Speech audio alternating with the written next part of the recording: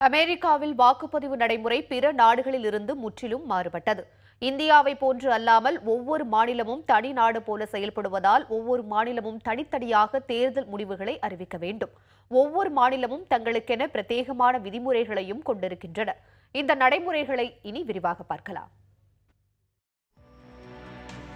பொதுவாக அதிபர் தேர்தல்கள் நடக்கும் நாடுகளில் வாக்காளர்கள் போட்டியிடும் வேட்பாளர்களுக்கு நேரடியாக வாக்களிப்பார்கள்.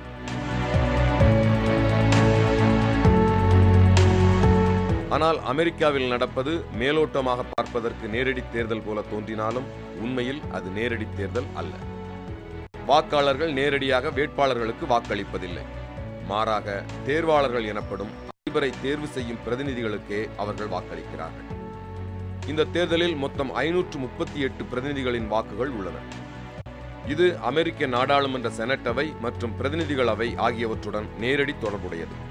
நாடாளுமன்ற உறுப்பினர்களின் மொத்த எண்ணிக்கை 535. தலைநகர பகுதியான கொலம்பியா மாவட்டத்துக்கு நாடாளுமன்றத்தில் பிரதிநிதித்துவம் கிடையாது. எனினும் அதிபர் தேர்தலில் அந்த மாவட்டத்துக்கு 3 தேர்வாளர்களின் வாக்குகள் வழங்கப்பட்டிருக்கின்றன. ஆக 538 என்பது நாடாளுமன்ற உறுப்பினர்களின் எண்ணிக்கையுடன் இந்த 3 உறுப்பினர்களின் எண்ணிக்கையையும் சேர்த்த கூட்டுத்தொகையாகும். அதிபர் தேர்தலை பொறுத்தவரை மொத்தமுள்ள 50 மாநிலங்களுக்கும் மக்கள் தொகைக்கு ஏற்ப குறிப்பிட்ட எண்ணிக்கையில் தேர்வாளர்களின் வாக்குகள் வழங்கப்பட்டிருக்கின்றன.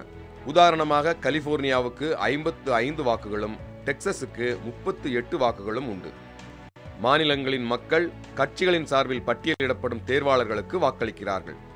இந்த நடைமுறை மாநிலத்துக்கு மாநிலம் மாறுபடும். பெரும்பாலான மாநிலங்களில் அதிக வாக்குகளை பெறும் அதிபர் வேட்பாளருக்கே அந்த மாநிலத்தின் அனைத்து தேர்வாளர் வாக்குகளும் சென்றுவிடும். உதாரணத்துக்கு கலிபோர்னியா மாநிலத்தில் ஹிலரிக்கு 59% வாக்குகள் கிடைக்கின்றன என்றால் அந்த மாநிலத்தின் 55 தேர்வாளர் வாக்குகளும் அவருக்கே அளிக்கப்படும்.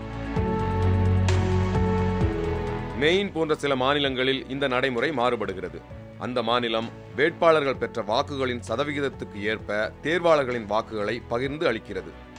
தேர்தல் முடிந்ததுமே வாக்கு எண்ணிக்கை தொடங்கிவிடும். அதிக தேர்வாளர்களின் வாக்குகளை பெற்றவர் அதிபராக அறிவிக்கப்படுவார்.